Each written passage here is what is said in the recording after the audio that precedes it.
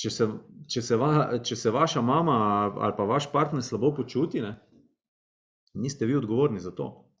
On je odgovoren za to. Lahko mu pomagate, lahko ponudite pomoč, ampak niste vi odgovorni za to. Nikoli. Vsak je odgovoren zase in vsak izbira zase.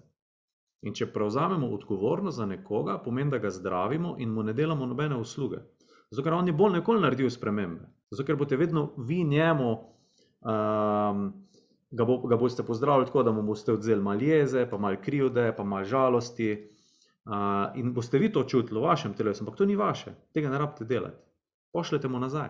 In se ne on s tem sooči. In ko bodo imeli dost, bojo naredili spremembo, prej pa ne bojo. Ne? In recimo, moji starši po 10-12 letih zdaj delajo določene spremembe, o kateri sem jaz takrat govoril. Ampak vsak ima svojo pot in vsak mora sam priti do tega. Ne?